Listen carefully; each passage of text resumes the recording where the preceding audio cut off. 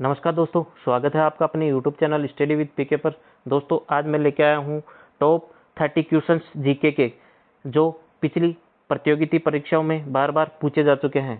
तो आगे आने वाली एग्जाम जैसे एनटीपीसी, रेलवे, पुलिस आदि एग्जामों के लिए ये वीडियो आपके लिए काफ़ी फायदेमंद हो सकता है। तो दोस्तों, वीडियो को अंत तक देखिएगा। अगर वीडियो अच्छा लगे तो लाइक करें, शेयर करें, सब्सक्राइब जरूर करें। दोस्तों चलिए फ्रेंड्स, आगे बढ़ते हैं, क्वेश्चंस देखते हैं कौन कौन से क्वेश्चन हैं। क्वेश्चंस है धुआंधार जलप्रपात कौन सी नदी पर बना हुआ है। तो फ्रेंड्स, आपको बताना है धुआंधार जलप्रपात कौन सी नदी पर बना हुआ है। तो फ्रेंड्स, धुआंधार जलप्रपात नर्मदा नदी पे बना हुआ है और जबलपुर में स्थित है। अगला क्वेश्चन है लैंड ऑफ कोऑपरेटिव के नाम से किस देश को जाना जाता है। लैंड ऑफ कोऑपरेटिव के नाम से किस देश को जाना जाता है। तो फ्रेंड्स, लैंड ऑफ कोऑपरेटिव के नाम से डेनमार्क को जाना जाता है। अगला है एकमात्र महाद्वीप कौन सा है जिससे होकर कर्क और मकर रेखा गुजरती है। एकमात्र महाद्वीप कौन सा है जिससे होकर कर्क रेखा और मकर रेखा अक्सर गुजरती है। तो इसका राइट आंसर जो होगा वो होगा अफ्रीका महाद्वीप। अफ्रीका महाद्वीप से कर्क रेखा और मकर रेखा गुजरती है, एकमात्र महाद्वीप है। अगला है देवदास किसकी करती है। देवदास किसकी करती है। इसका राइट आंसर होगा शरत चंद्र चट्टोपाध्याय। शरत चंद्र चट्टोपाध्याय द्वारा देवदास कृति लिखी गई है। दोस्तों, वीडियो को अंत तक देखिएगा। वीडियो अच्छा लगे तो शेयर करते जाओ दोस्तों। अगला है सुलह ए कुल के सिद्धांत को किसने परिवर्तित किया था। सुलह ए कुल के सिद्धांत को किसने परिवर्तित किया था। तो इसका आंसर है जैनुल आबदीन ने। जैनुल आबदीन ने सुलह ए कुल की सिद्धांत को परिवर्तित किया था। अगला क्वेश्चन है लॉर्ड हार्डिंग पर बम फेंकने वाला क्रांतिकारी कौन था। लॉर्ड हार्डिंग पर बम फेंकने वाला क्रांतिकारी रास बिहारी बोस था। कौन था। रास बिहारी बोस। लॉर्ड हार्डिंग पर बम फेंकने वाला क्रांतिकारी रास बिहारी बोस था। अगला है भारत में पहली बार राष्ट्रीय आपातकाल कौन से वर्ष घोषित किया गया था।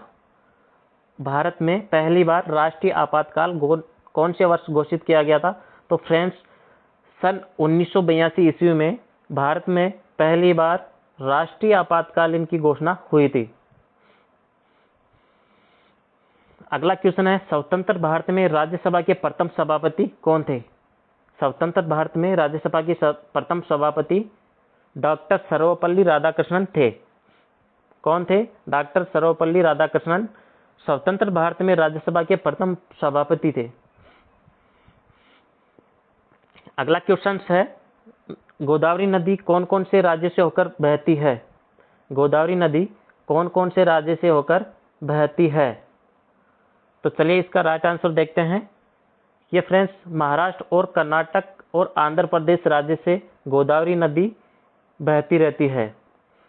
कौन कौन से राज्यों से। महाराष्ट्र, कर्नाटक और आंध्र प्रदेश से गोदावरी नदी बहती है। अगला क्वेश्चन है सोमेश्वर की पहाड़ी में कौन सी नदी निकलती है। सोमेश्वर की पहाड़ी में बूढ़ी गंडक नदी निकलती है। अगला क्वेश्चन है काराकोरम राजपथ कौन कौन से देश को आपस में जोड़ता है।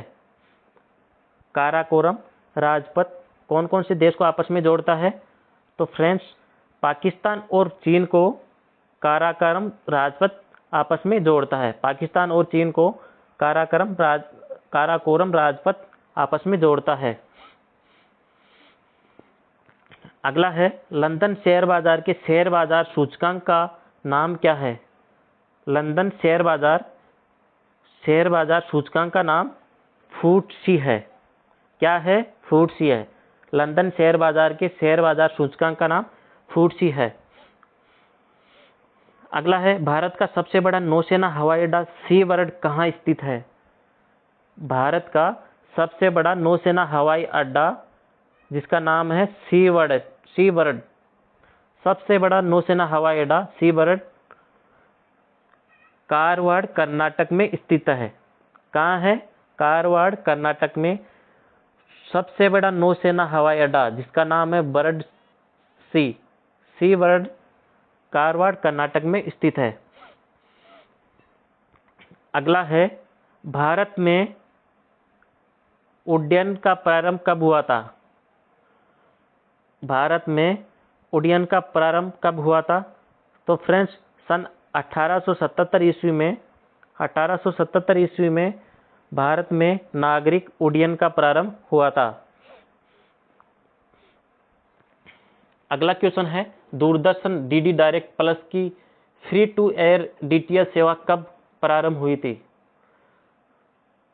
दूरदर्शन की DD direct plus free to air DTH सेवा 16 दिसंबर 2004 को प्रारंभ हुई थी। अगला क्वेश्चन है, भारत का सबसे पुराना बंदरगाह कौन सा है?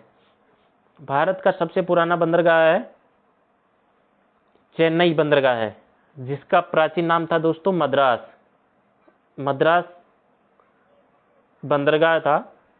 भारत का सबसे पुराना बंदरगाह मद्रास चेन्नई था।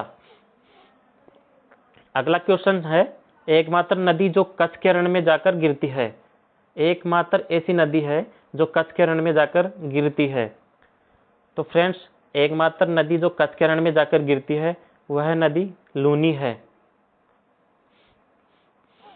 अगला क्वेश्चन है, संवाद कौमुदी पत्र के संपादक कौन थे?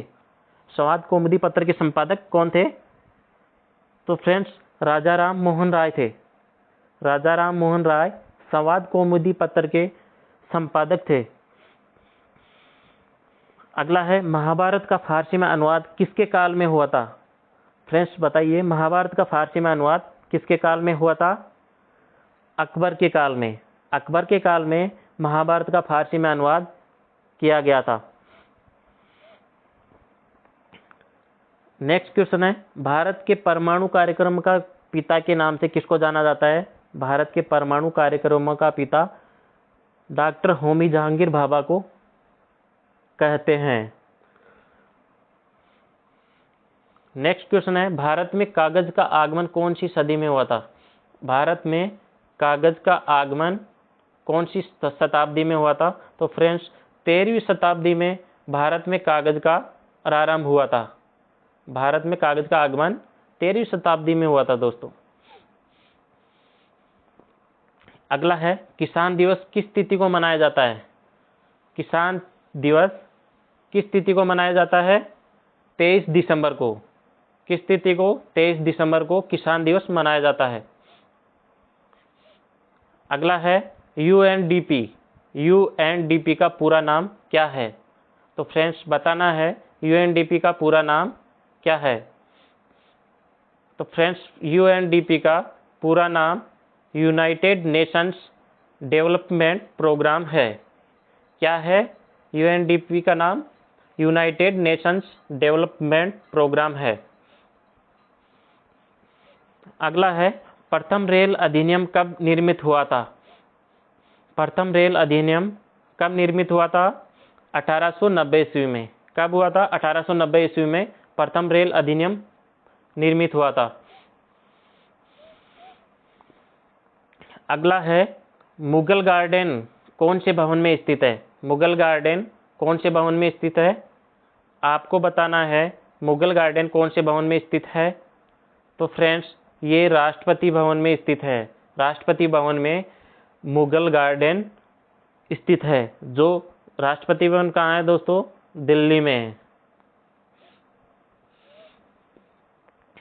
अगला क्वेश्चन है, मध्य पूर्वी एशियाई देश सीरिया की राजधानी कहाँ है?